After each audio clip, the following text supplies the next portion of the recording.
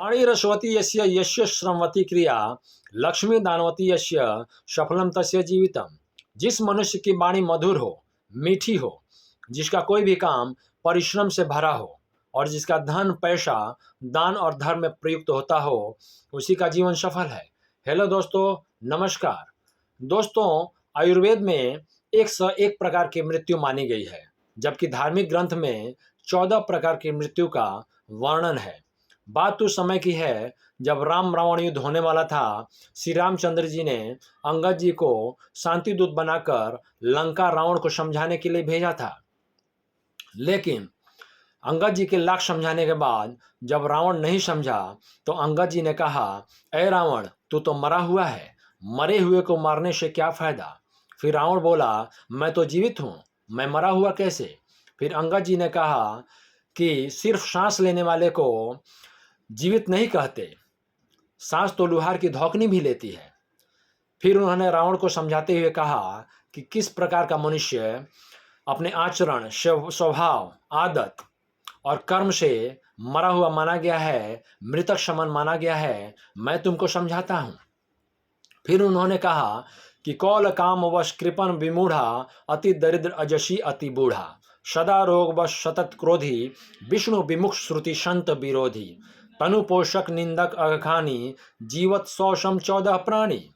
ऐ रावण, पहला, कामवश, जो व्यक्ति अत्यंत भोगी हो, काम वासना में लिप्त रहता हो, केवल संसार के भोगों में ही उलझा हो, जिसके मन की इच्छाएं कभी खत्म नहीं होती हों, और जो प्राणी सिर्फ अपनी इच्छाओं के अधीन होकर ही जीता है, वह मृतक समान माना गया है, मरे हुए समान माना गया है। वह अध्यात्म का सेवन नहीं करता और सदैव वासना में लिप्त रहता है। दूसरा, वाम मार्गी, जो व्यक्ति पूरी दुनिया से उल्टा चले, जो संसार के हर बात के पीछे नकारात्मकता खोजता हो, नियमों, परंपराओं और लोक व्यवहार के खिलाफ चलता हो, वह वाममार्गी कहलाता है।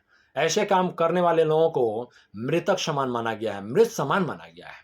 तीसरा, अति कंजूस, अति कंजूस व्यक्ति भी मरा हुआ होता है। जो व्यक्ति धर्म कार्य करने में, आर्थिक रूप से किसी कल्याणकारी कार्य में हिस्सा लेने से बचता हो, दान देने से हिचकता हो, उसे भी मृत समान माना गया है। चौथा, दरिद्र, अति दरिद्र, अति दरिद्र व्यक्ति भी मरा हुआ माना गया है, क्योंकि गरीबी सबसे बड़ा श्राप है। जो व्यक्ति धन, आत्मविश्वास, सम्मान और साहस से हीन हो, उसे भी मृतक समान माना गया है। अत्यंत दरिद्र भी मरा हुआ ही माना जाता है। गरीब आदमी को कभी दुत्कारना नहीं चाहिए, क्योंकि वह पहले से ही मरा हुआ होता है, इसलिए उसे दरिद्र नारायण समझकर उसका मदद करना चाहिए। पांचवा, विमूढ़, अत्यंत मूढ़ यानी मूर्ख व्यक्ति भी मरा हुआ माना गया है, जिसके पास बुद्धि विवेक न हो, जो खुद निर्णय न ले सके, यानी कि हर काम को समझने या हर काम को करने में वो अन्य लोगों पर आश्रित हो, उसे भी मृतक समान माना गया है। मूर्ख व्यक्ति अध्यात्म नहीं समझता, इसलिए मूर्ख है। छठा, अजसी, जिस व्यक्ति को संसार में बदनामी मिली हुई हो, वह भी मृत समान है। जो घर, परिवार, कुटुंब, समाज, नगर और राष्ट्र के किसी भी इकाई में सम्मान नहीं पाता हो, उसे मृतक समान माना गया है। सातवां, अति बूढ़ा, जो व्यक्ति अत्यंत वृद्ध हो, उसे भी मृतक समान माना गया है, क्योंकि वह अन्य लोगों पर आश्रित हो जाता है, शरीर और बुद्धि दोनों अक्षम हो जाते हैं। ऐसा व्यक्ति मृत्यु की कामना में लग जाता है खुद, तो उसे वृद्ध होने के कारण उसे मरा हुआ माना गया है। वो कोई भी काम अपने अनुसार नहीं कर सकता, वो दूसरे पर ही आश्रित रहता है। आठवां, सदा रोगवश, जो व्यक्ति निरंतर रोगी रहता हो, वह भी मृत समान है।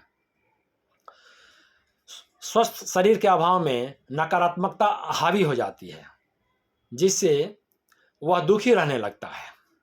ऐसे में कई बार वह स्वयं और उसके परिजन ही उसकी मृत्यु की कामना में लग जाते हैं, ताकि उसे इस कष्टों से मुक्ति मिल सके। नौवां, सतत क्रोधी, जो व्यक्ति 24 घंटे क्रोध में रहता हो वह भी मृत समान माना गया है। हर छोटी बड़ी बात पर वह क्रोध करता है।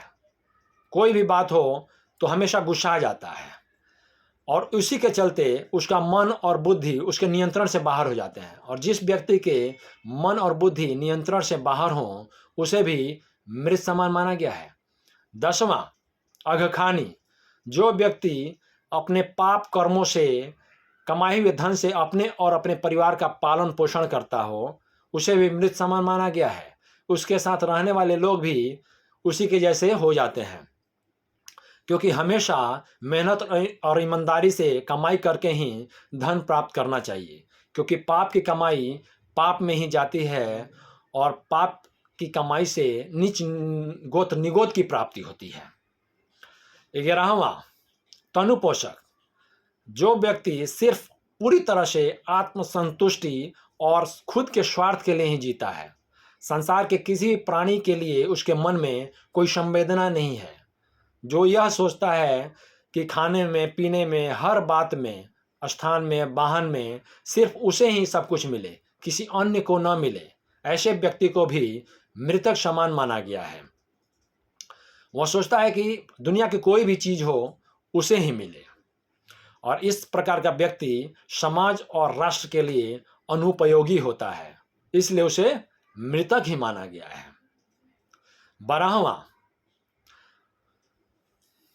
निंदा करने वाला। निंदक। अकारण निंदा करने वाला व्यक्ति भी मरा हुआ माना गया है, मृतक समान माना गया है। जो दूसरों में सिर्फ कमियां ही खोजे, उसको हर किसी में कमियां ही नजर आती हैं, वो कहीं भी बैठे, किसी के पास भी बैठे तो किसी न किसी की बुराई ही करता हो, हमेशा बुराई के ही माइंड में घूमता हो, उसे भी मृतक समान माना गया है। 13वां, परमात्मा विमुख। जो व्यक्ति परमात्मा यानी कि ईश्वर के खिलाफ हो, विरोधी हो, उसे भी मृतक समान माना गया है। वो सोचता है कि जो करते हैं हम ही करते हैं, कोई परमात्मा नहीं है, कोई ईश्वर नहीं है, हम ही संसार को चला रहे हैं। जो परमत्व को नहीं समझता, परमात्मा भगवान में आस्था नहीं रखता, उसे भी मृतक समान माना गया है। 14वां, श्रुति संत विरोधी। जो व्यक्ति श्रुत, संत, धार्मिक ग्रंथ और पुराणों के खिलाफ चलता हो उसे भी मृत समान माना गया है, क्योंकि श्रुत संत जो होते हैं, समाज में साधु संत जो होते हैं, वो समाज में अनाचार पर नियंत्रण का काम करते हैं। ठीक वैसे ही जैसे अगर गाड़ी में ब्रेक न हो तो गाड़ी कहीं भी गड्ढे में गिर सकती है या किसी का एक्सीडेंट कर सकती है, घटना कर सकती है, तो उसमें ब्रेक का होना जरूरी होता है। उसी प्रकार से साधु संत का होना समाज के लिए बहुत ही उपयोगी है। वो रहते हैं तो समाज में अत्याचार, अनाचार नहीं बढ़ता है, सत्संग होता रहता है, जिसके चलते आदमी, मनुष्य की बुद्धि स्पष्ट और स्वस्थ रहती है, जिससे समाज स्वस्थ बनता है। थैंक यू, धन्यवाद। स्वस्थ रहिए, मस्त रहिए, व्यस्त रहिए।